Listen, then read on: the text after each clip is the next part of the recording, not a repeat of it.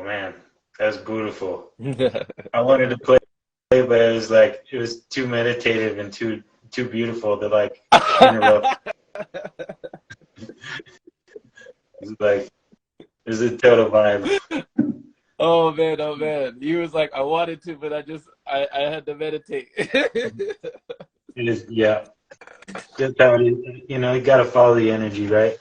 Oh my gosh. Oh my gosh. Yeah, that was the energy that I had, so I'm glad. The right before we started, I was just playing a little bit and I was like, I wonder if Jesse will like this. I wonder if Jesse wants to, groove with this and move with this. So thank you for always being so willing, so willing to harmonize and collaborate and make music together.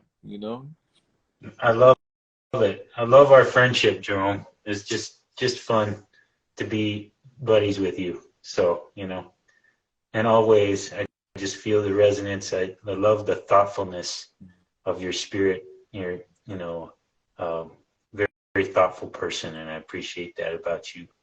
Love it. Man, thank you. Thank you. I see you've been having a lot of conversations lately. I saw there was one with was there like a former athlete? Somebody was on here. He had two AirPods in, and y'all were having a great conversation.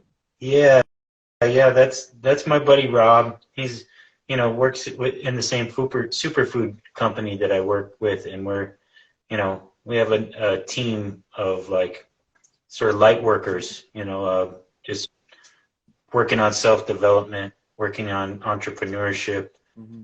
trying to make impact on people's health, but also, more than that, just like uh, rising to our highest potential, Yeah. and supporting each other in that. And he's been a friend for a number of years now, and he's totally good brother too. Yeah. Um, Yeah. You said his name was Rob? yeah, Rob Jones. Yeah, Rob Jones. It sounded like you had a big impact on him as well because he was really, giving you high praise. He enjoyed like gardening. He said he was gardening for like the first time or something because of you. Yeah, yeah, it's really amazing and meaningful, and that was part of our conversation a little bit. Is something that's been on my mind for years, just engaging with social media, and you know, uh, is that like Gandhi says, what you do may seem insignificant, but it is significant that you do it. You know, you never know. It may just be a small thing for you. Mm. It's a lifestyle you live, and it doesn't take much, but you may impact someone, to change something in their life and make their life more rich Hmm. just by being you, Yeah, and sharing that. yeah, And I see you do that. A lot yeah. of people really connect with your gentle, thoughtful spirit, and I certainly do. So Well, thank you. I appreciate that. I received that feedback. And, when somebody like Rob Jones or just anybody in general, when they come to you and they tell you, wow, you really had an impact on me, you really influenced the way I move and maneuver throughout this reality, and you changed something within me and inspired me to live in a new way. How do you feel when someone reveals that to you? it's totally fulfilling. It's something, you know, I'm a little bit hooked on it. It's like, it's this thing that, born out of self-care in my own path. Uh, Once fill your cup up, it starts to run over. I've been working on myself for years, feeding myself knowledge, taking care of my health. It's just been my inspiration and my healing path, to work with the land, work with herbs, work with Mhm. my own physical and mental healing. And, at a certain point, you just get to a place where the healing becomes sharing it. You got to share it with people, and it's like an inborn need. It's not like, uh, that there needs to be a vessel to receive after, it starts spilling over out of you, Right. and so I'm grateful and honored to be in this place where I've been able to develop myself to the place where I can be of service to others in an authentic way, and to actually have something of value to offer and add to their lives. And to see people make changes in their health or in their life, in their entrepreneurship, or working with the land, or, you know, learning about plants and having that empowerment, you know. And I feel like that's going to be sort of the thing, how the way we're going to change the collective, you know, future state. It's going to be first taking care of ourselves, and then once you've got that locked down pretty well, then you're in a good position that you can go around helping others. And right. And it's just fruitful and fulfilling all the while, you know. So It definitely is. I agree, you know, and I love how you put that, Jesse, when you talked about your cup running over, and when you get to the point where the healing becomes sharing. When do you feel like you got to that point? You know, because I feel like different people on their different paths and different journeys, some people get to that point sooner than later, or later than sooner. So when do you feel like you got to that juncture in your journey where you said, you know what, I have to share, I have to open up, I have to express this, you know? yeah, I mean, I guess it started about, I mean, it started right off the bat in a lot of ways. You know, I started, you know, healing myself through beginning with meditation and sun gazing at around 2010. I'd already been meditating and stuff before that, but I hadn't had a consistent practice, you know. And so I started to develop consistency, and that really helped. And then I moved to the raw food lifestyle, and all those things. I was, you know, working in the garden, learning about wild foods, you know, taking care of myself in an authentic way, taking care of my family. And it was one of the juiciest times of my life. I just felt so much inspiration, so much connection, everything aligning up, you know, just like perfectly. And I just wanted to share it with everybody. It was like, I felt to me, you know, that this is the commons of humanity, you know, that we're all up under the sun. We all are connected to this earth. We're all connected to each other. And, you know, there's a beautiful way in which we can live in that connection, you know, as family. That's really like the truth of who we are, and the you know, righteousness of life is really in this, you know, connection to everything, the plants, the animals, the people, the sun, the earth, you know. And it just felt so good, you know. And so I've been, you know, working on trying to share it, you know, since then, but it really came in stronger, I guess, maybe like about maybe 6 or 7 years in, after I'd really developed my knowledge about plants, you know, and had gotten really rooted in my practice, you know, that I didn't just want to, you know, my main mode of livelihood has been gardening for people, you know, and but a lot of them were like rich people who, you know, just wanted a nice place and didn't really value it the same way I did. And so it came a certain point where I really wanted to work more with empowering people to learn to grow things, to wildcraft, you know, to work with dietary things, you know. And yeah, it's just been gaining steam ever since. Yeah, we see it. And I think, I don't know if someone had a question at the bottom here. They were asking you something. Do you see that? I see. Do you think you would like to spend more time alone with this lifestyle? You know, I've definitely like gone in and out in life personally. Like my first 20 years or so, I was like a super social butterfly, and then I kind of got overwhelmed from everybody else's energies and the energy of the world. And you know, I came to the desert, to Homestead, with my wife, you know, just because I wanted that naturalistic lifestyle and sort of to be a hermit, to be able to concentrate on meditation, concentrate on myself, concentrate on my healing, concentrate on my craft, you know, without distraction, you know. Right.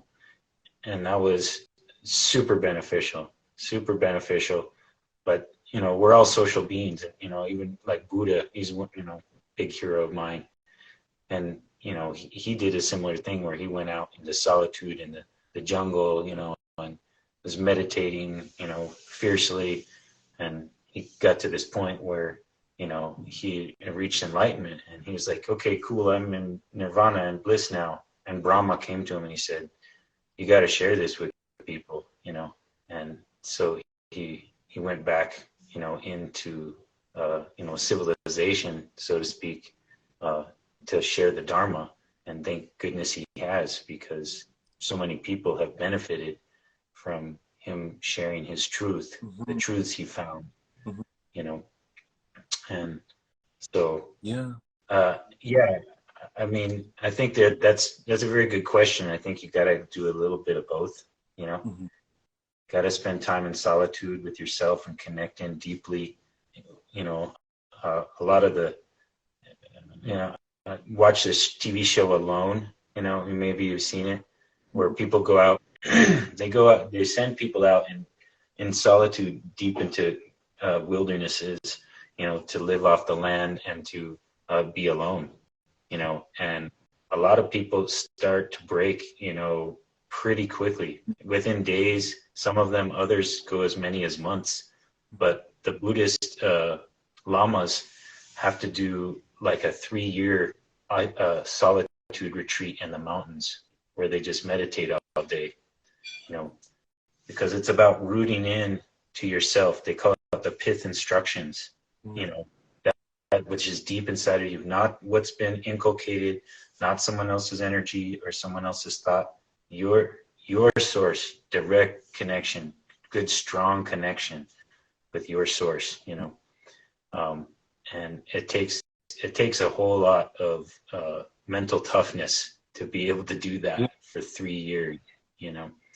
And many of them develop into breatharians actually during that time, you know, because you're just meditating, you know, all day, which, as you know, is the foundation of breatharianism, you know. Wow. And the Buddhists would say that breatharianism is one of the minor city powers, you know, that there's a lot more potential. The most important goal of a Buddhist isn't, you know, they say there's flight and there's, you know, telekinesis and bilocation and like all these different city powers, but they say the greatest power is actually compassion, you know, that all the rest is party tricks. Beautiful. You know, I love that. And when you talk about being alone, you know, being alone by yourself in the wilderness or alone by yourself in the mountains, just having to fend for yourself, you know, spend time by yourself. That sounds like a rite of passage, you know, almost like how I heard stories of Native Americans sending someone off on that rite of passage, or just, you know, being off alone, you know, and having to find your way back, you know, somehow, some way. And when you talk about building that mental toughness, what was something in your life that you felt built that mental toughness within you to be able to, you know, to have that knowing at all times? Well, you know, it's that thing where I do wish I had more time to root into that. You know, I feel like my experience here has done that. Like, we came out here 20 years ago when we home birthed and homesteaded and homeschooled, you know, just my family and myself, you know, and, you know, I got going on this journey, and I really wanted to share it with them, but then, you know, they didn't really resonate with it the way I was. So I've kind of had one foot in the world of, householder and, you know, family man and entrepreneur, and one foot in, you know, hermit yogi, like, you know, mountain, you know, forest person, you know. And it's been a great blending. It's been perfect. And actually that was something I spent some early time at a Buddhist monastery in my, you know, like 20s. And it was just as I was starting to have a family, and the abbess there, she, you know, I was going through like my whole inner dialogue and like, you know, trials about, well, I really want to be a family man, and I really want to be a deep Buddhist, you know, and I want to practice a lot. And she was like, family is the best place to practice, you know, and relationship really is like one of the greatest places for spiritual growth, because we're all a reflection of each other. And often, you see yourself on a more truthful level when you're in relationship with someone, because they'll kind of call you out on your bullshit, but so I think it was those years of just like, for years and years, like I spent time just barefoot working on the land here, barefoot alone working in someone's garden, barefoot in the forest, gathering herbs, spending as much time as I could meditating and sun gazing, and all of that was such a beautiful, wonderful, formative experience for me that I just want to continue to grow in that and to share in that, that there is this access. You're never alone, but when you're by yourself, there's not the clutter of other people's thoughts and energies and stuff. There's a clearer signal to your own heart and your own, wishes and desires and fears and, all of it, so that you can actually get more real with it, and connect in and grow through all those experiences, Absolutely. Absolutely.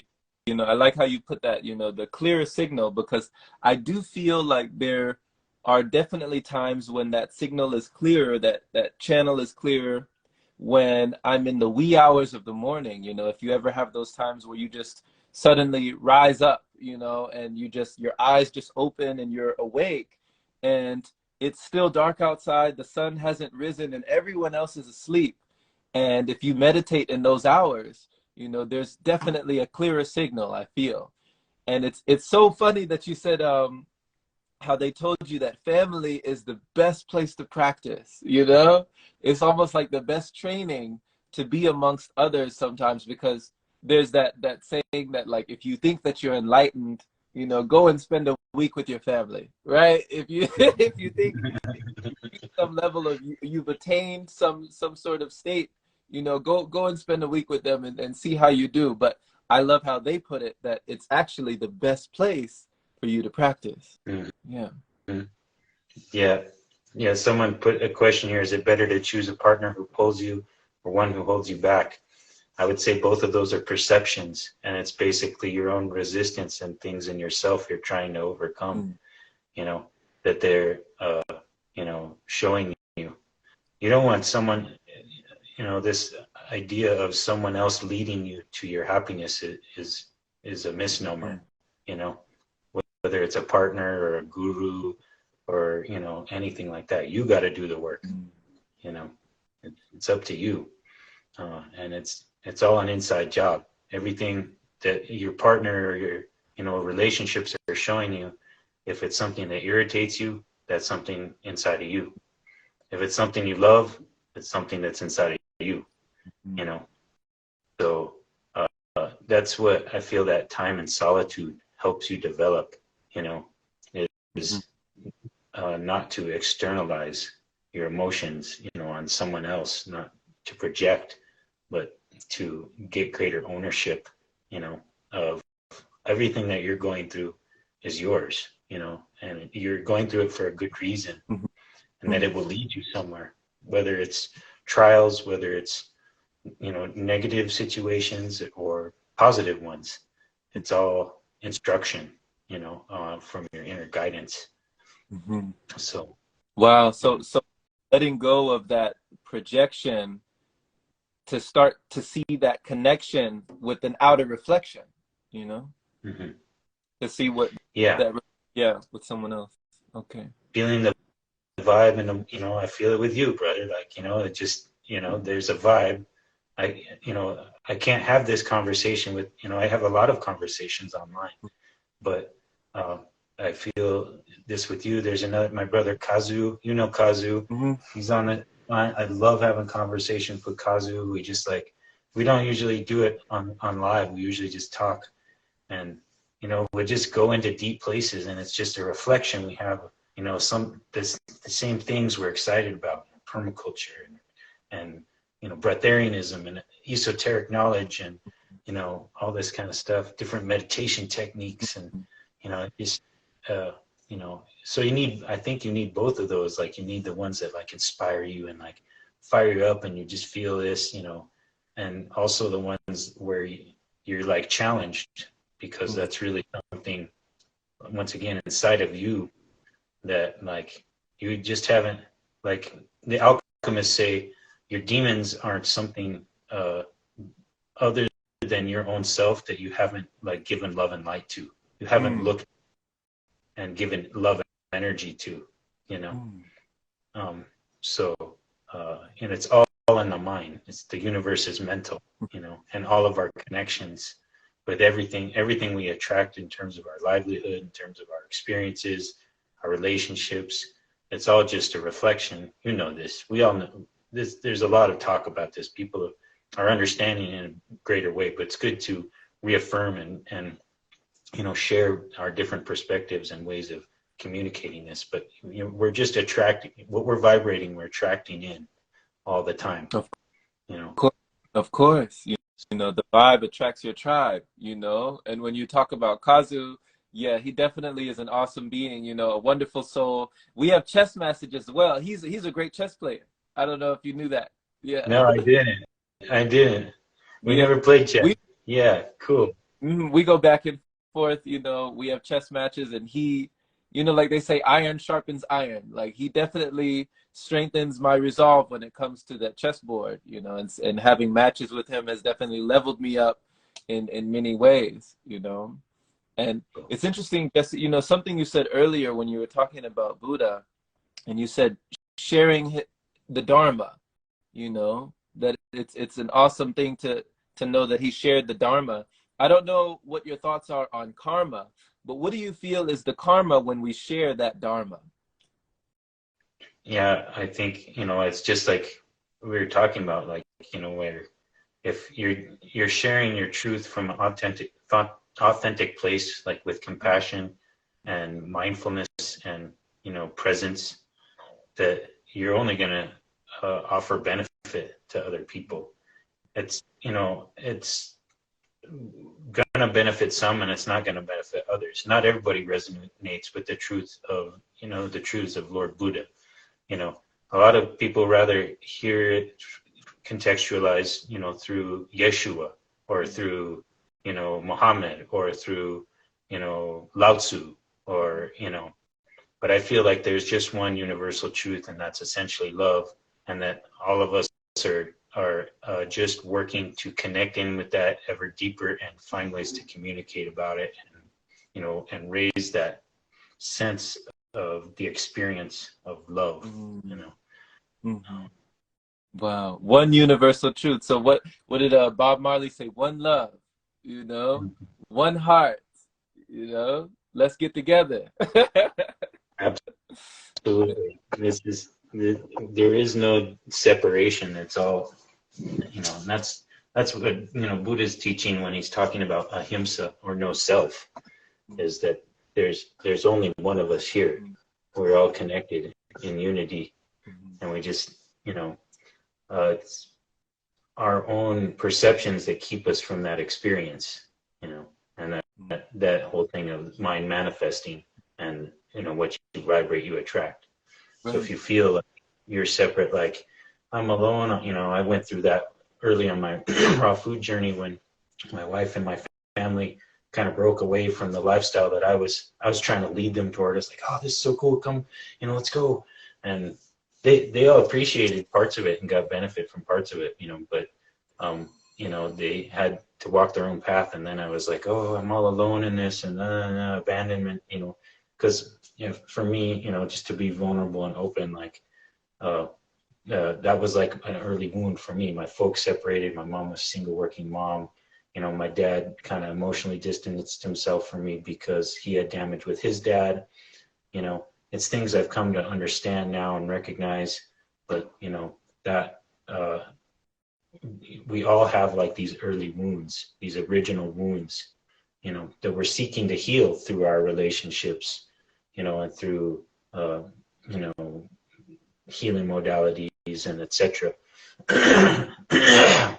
So yeah, I went through a period of, feeling abandoned and feeling alone, and it, which detract. I was still having an amazing time. I'm still like having a really great time growing into myself, but that was a painful piece in it. Like it's never, like the Buddhists also talk about the two-in-one flavor, that it's always pleasure and pain simultaneously. Like bittersweet.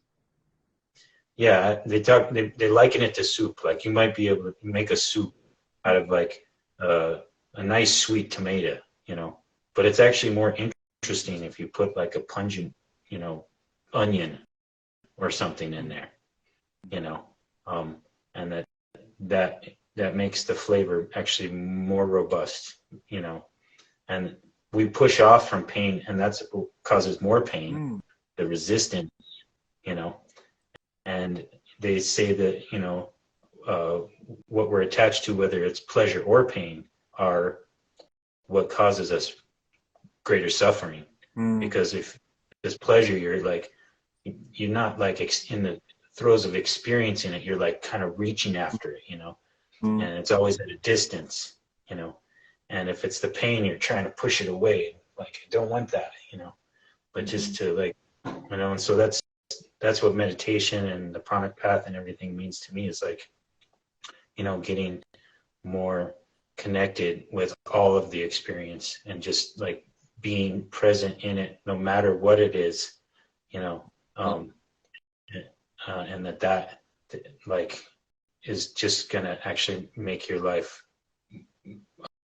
It's gonna make you stronger, and it's gonna make your life more like complete and fulfilled. Okay.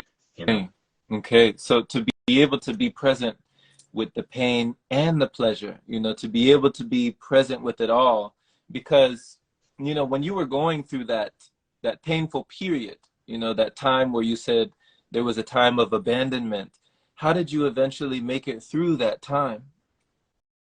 Ain't nothing to it but to do it, brother. You gotta feel it to heal it. You gotta just walk through it. And we're all just walking through.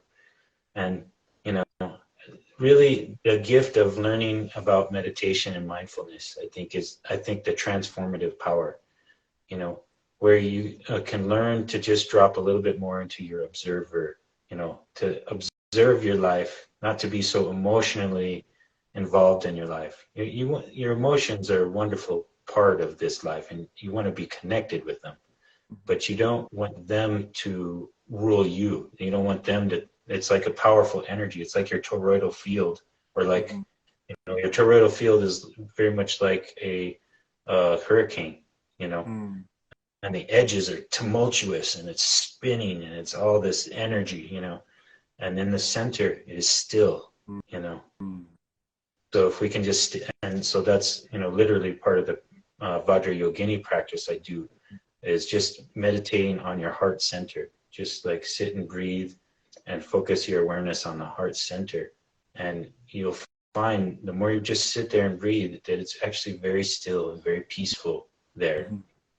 And, this whole thing of the neurons fire together, wire together, the more you practice that, then when you're confronted with some of these dramas in our life, you're not like pulled into like this torrent of emotion, that's kind of whipping you around, but you're just able to observe, and allow and process. You're still processing it. You're still feeling the emotion. You're just not like, you haven't identified with it. You know what I mean? Okay. So you're saying like when you meditate on your heart center, you're like placing yourself in the eye of the storm? That's what I experienced.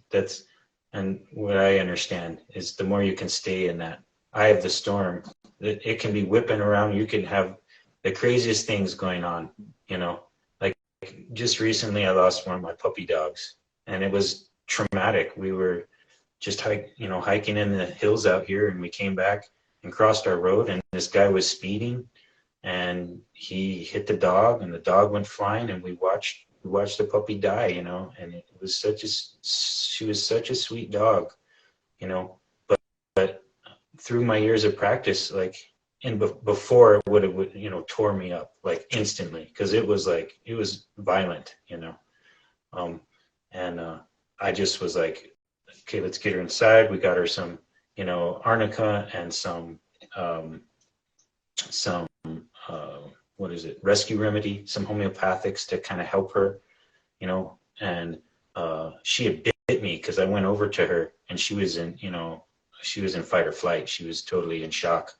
And so I went in, cleaned up my hand, and got ready, got her in the car, and we just went straight off to the vet. And I could tell she was going, you know, as we were driving to the vet.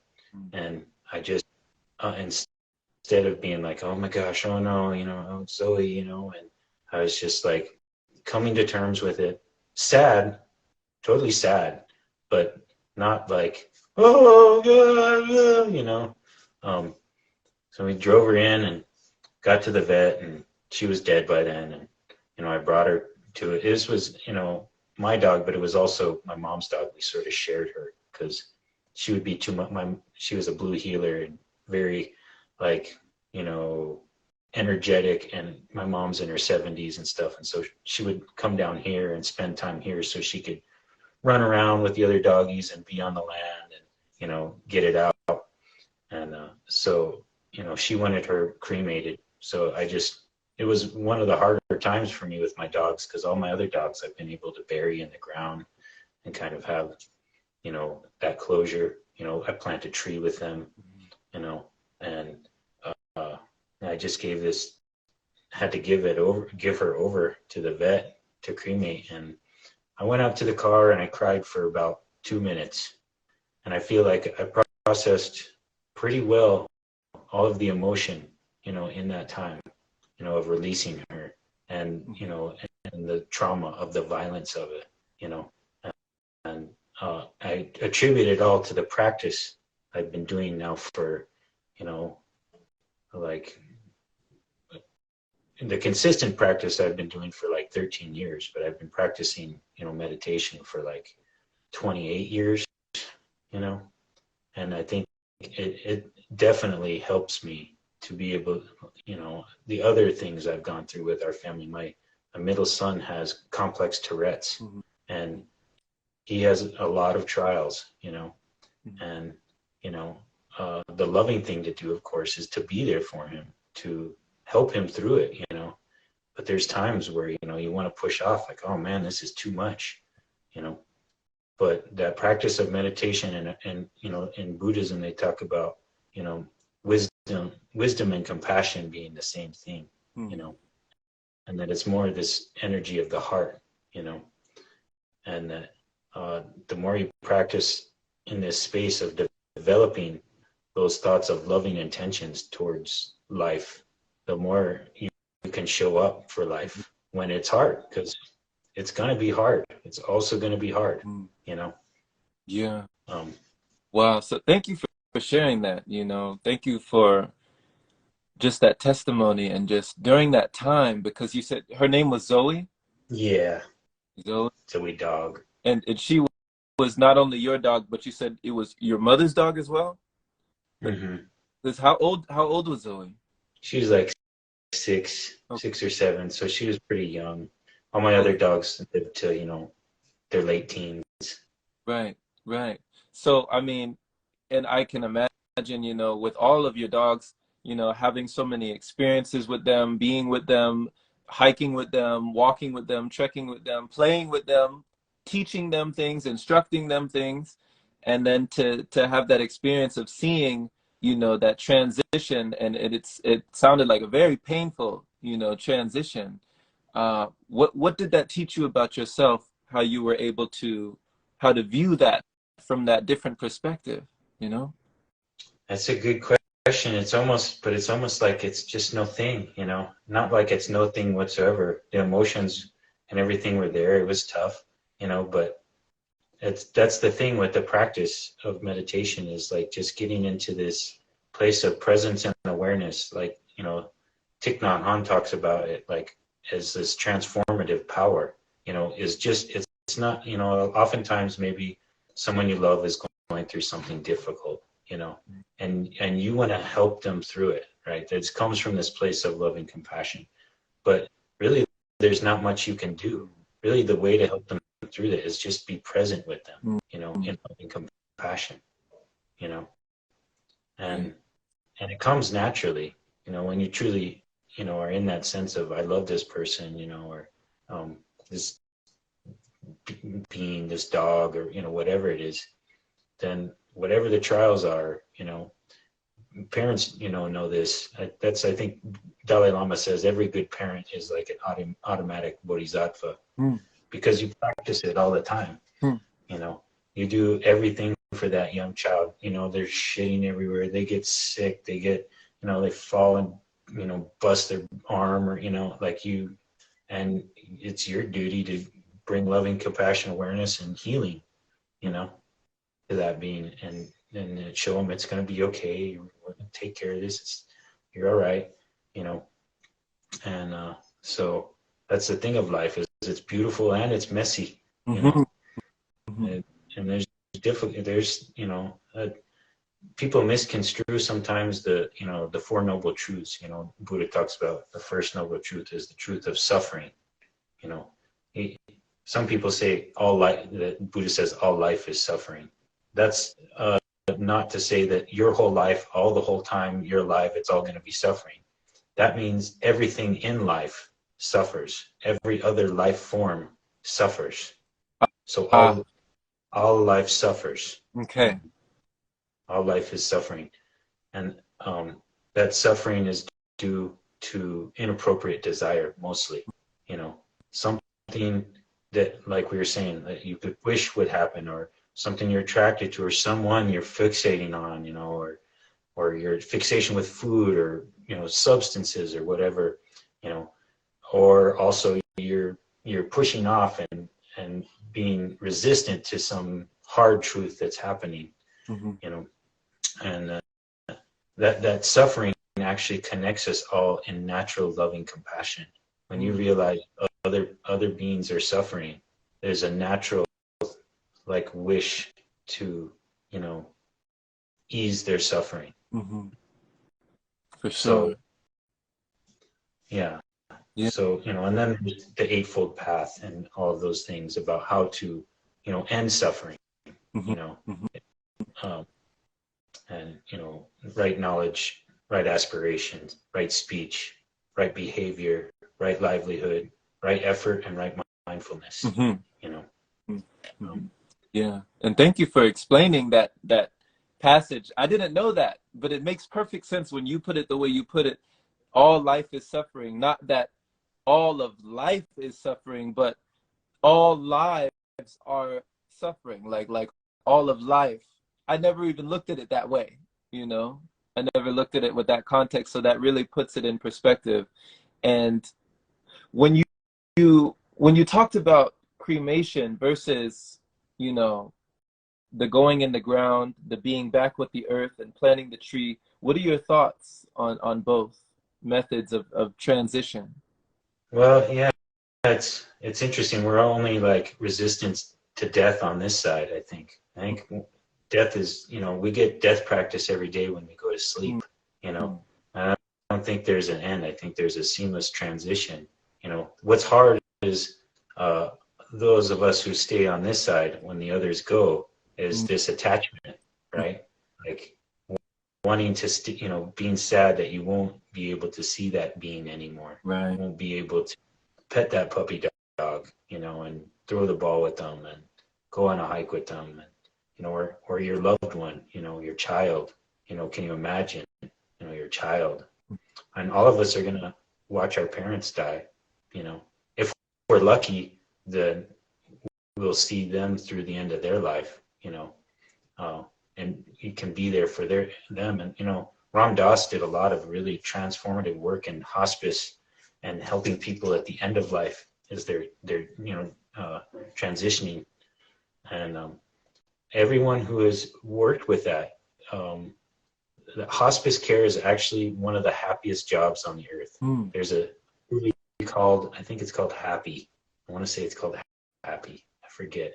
But it goes on into the whole thing of like what what lifestyles, what livelihoods and things are the most, give people the most happiness. And hospice people are some of the happiest, even though they're working with people at the end of their life, as they're once again like a baby, crapping themselves and unable to, do for themselves, or, and dying, the stuff that we kind of push off against culturally, we're not really connected with death, Right. The Buddhists say you should meditate on your death all the time, because it will bring meaning to your life. It will help you, have that presence of awareness of like, I'm alive right now. I can make good things out of this moment here. Yeah, I even remember hearing about Miyamoto Musashi. The samurai era. The Book of Five Rings, and these, when they would duel each other, before they would duel, because it was like fights to the death. It was like whoever's left standing. They would meditate on death, and it made them feel, a level of awareness, but they would also, through that meditation, they would be able to cope with it. They would be able to accept it and just allow it, to be what it is without fear.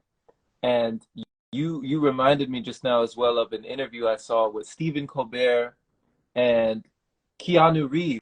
Keanu Reeves, he does so many movies, and he did this movie series called John Wick. You ever heard of John Wick? No, I haven't. Okay, well, John Wick, he's basically a hitman. He's like an assassin, and he's ending so many people's lives on the screen. I mean, the first movie, I think he ended like, 50 people's lives, just with gunplay and all sorts, and it just kept increasing from there. So, here's Keanu Reeves which by all accounts he looks to be a very compassionate person, very loving person, giving person on the outside. And then he's playing a role in this movie where he's an assassin, and he's a hitman killing all these people. And Stephen Colbert asked him when he was on the show, Keanu Reeves, like, what do you think happens when we die?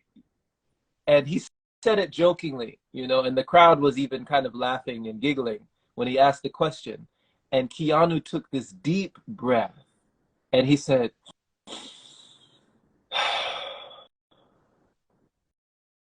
and you could see that he was almost like controlling his emotion, like tears were almost welling up in his eyes. And he said, I know that the ones who love us will miss us. And it was such a moment, because you could feel the hush in the crowd, and you could just feel everyone in the audience realizing that he had just answered this question in such a sage way, like such a wise, like, how could you answer a question like that, But it was just the reality of, like what you said, the ones that are still remaining, the ones that are still alive on this side, So yeah. Yeah, there's another story of the Buddha where this woman has lost her baby, and she's kind of gone insane, and she's like carrying the dead baby all around, and suffering and wailing and everything. And she goes to the Buddha, and she's like, how can I bring my baby back to life, Lord Buddha? And he's like, well, there's one way I know of.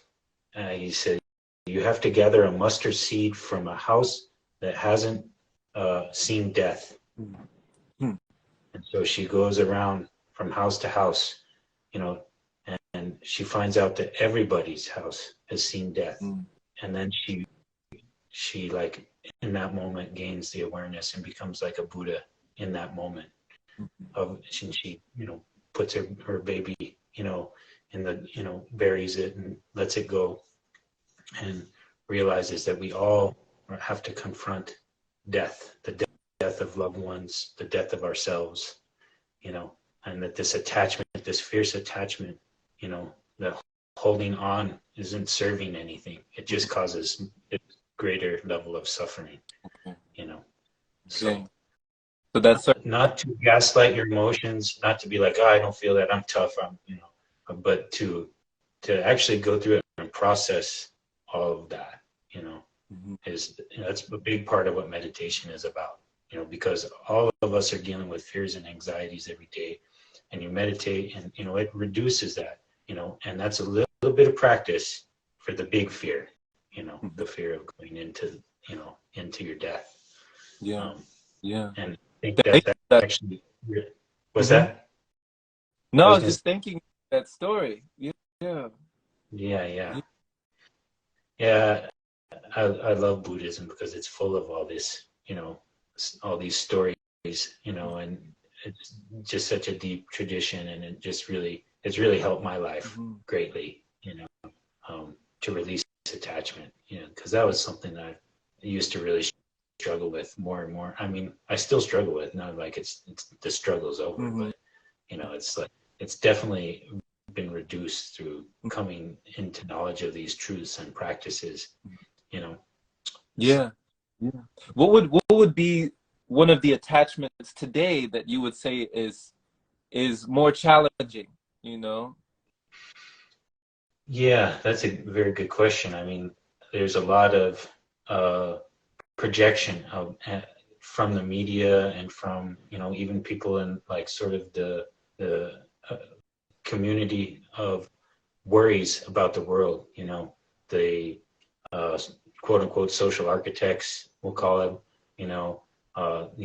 Manipulating things, the technocracy, the economic issues, environmental degradation, destruction, etc. There was that big thing that just happened in Ohio, you know, um, and being a father and knowing that I'm leaving this world to my children and my grandchildren, and that's a great.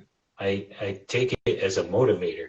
I'm already inspired to live a natural life, to try and grow, to heal the planet is like such a juicy thought to me. I literally have taken it on to garden the entire planet.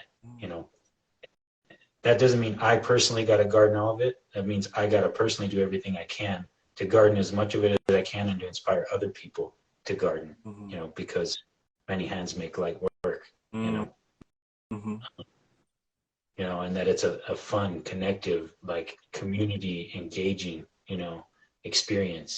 And, you know, even if, we're talking about breatharianism and being able to release food, we still need air, we still need flowers, we still need trees, we still, and to segue people into breatharianism, because I think that we are actually on the dawn of a golden age that actually simultaneously all the darkness that we see in the world, there's just as much in the balance of the light, just as many people, waking up, to this awareness of our responsibility to ourselves, to our families, to the world, you know, Mm-hmm.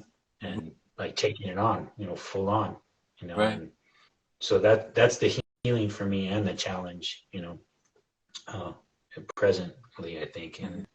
And, I felt that moving into this breatharian lifestyle, like, oh, I get it. So the yogis would learn to live off prana, so they didn't have to worry about a livelihood, for themselves, and they could work on releasing themselves in greater and greater levels.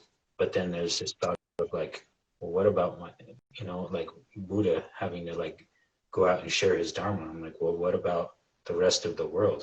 What about my family? Mm-hmm. What about the other people that I love?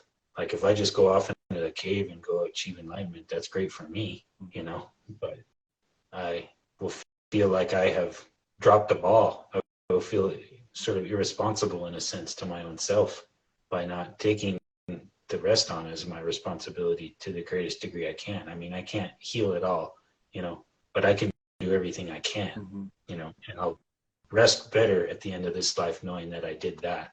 I feel like, Mm-hmm. you know, that's Mm-hmm. that's definitely something that's been batting around back in my head, back and forth in my head for quite a while now, Yeah. of just wanting to be in a contemplative, natural, yogic existence. And, I think that's sort of the challenge in this world, in this time. I think we've actually all lived that life before and gained total realization and enlightenment. And now we're here to do it together, to Mm-hmm. heal the world together, and to Mm-hmm. be in a community and not, alone, in as a hermit, you know, uh, in a sense of separation, but to be like, all right, human family, let's get this going. Mm-hmm. Now is the time. Right. You know, let's let's be the change. Let's do it together, Right. and it'll be. Yeah, I agree. I agree. You know, it's like, what is it? It's, you know, if you want to go fast, you can go alone, you know, but if you want to go far, go together, you Mhm. know, go together. So I like what you said, Jesse, you know, many hands make light work. You can see that all the way around the spectrum, you know, when there are more, it's, yeah, yeah, it's stronger. It's stronger. Did you ever read The Law of One? The law of one, no, I don't think so. Mm-mm. I think you'd love it, brother. It's a great book. Actually, I think there's three of them, and that's something they talk about is like, you know, you can rise by yourself through like working and climbing up, you know, but if we do it together, everybody rises, Right. and it's easier work. You know, you're doing it to get in togetherness Mhm. than if you're just trying to claw up to your highest, you know, potential and vibration, and you know your economics and all those things. But if we help each other and raise each other up, that's why I love working with Purim, because it's this culture of support Mhm. and healing, you know. And then we need to start developing a conversation and direct action around how we're going to help ourselves and other people, you know, connected with the real stability, the real foundation of this world, which Mhm. is nature and spirit, Mhm. you know. And um, and through that, you know, because this whole system that we live in is built on you know, a foundation of sand, you know, Mhm. shifting sand, you know, not bedrock. Right. Um, Okay. so So having a more solid foundation, you know? Yeah. Yeah. then we can build higher, Right. you know. Right. Yeah. And when it builds stronger, it lasts longer, you know?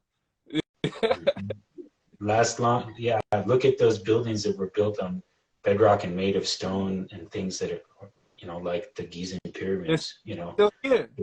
they've been there for millennia. You Yeah. know, versus like uh, you know, your, you know, stick and plywood houses like this, you know, it's not going to last like that, you know. Mhm. Um, so uh, I feel like there's a propitious time right now, the hidden potential with all of this calamity happening is that we can see how this society is like an illusion, you know, because of its disconnection to, you know, the needs of people, the needs of the ecology, you know, and the spiritual needs, you know, of all of it. And if we build that up, you know, in strength, then we'll have this more lasting, you know, collective thing that we can pass on to our children, our grandchildren, you know, like Native people say, 7 generations down. I want to be thinking about what is it going to be like for them? Mm-hmm. How can I make it better for them Mm-hmm.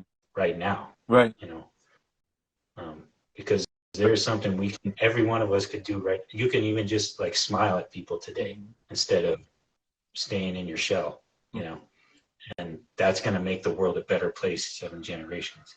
You could Already. go plant a tree Mm-hmm. today, you know, Right. you could work on your health or meditate just to get your own self back today, you know. Um, so Yeah. Absolutely. You know, so being able to find community in the midst of calamity. I like that. You know, that's the collective perspective, you know? Yeah. mm-hmm. Yeah, and there's always a hidden potential. Actually, when things are falling apart, that's just the universe making space for something better to come in. Right. You know? So, Mm-hmm. so I think Yeah. it's really a high potential right now, Mm-hmm. very high potential for, and I actually think it's actually already done. Yes. That we've already made these commitments, you know, in ourselves. Just when we were born here, we were like, yeah, I want to show up and go do what I can down there. Let's get busy. Let's get to work. You know. So it was written. It was already written, you know? Yeah. Yeah. Even to Yeah. be living through these times means you are a spiritual badass. You know. Mm. So. So embrace it, you know, embrace your truth. Thank you, Jesse. Thank you for these messages. They're so timely.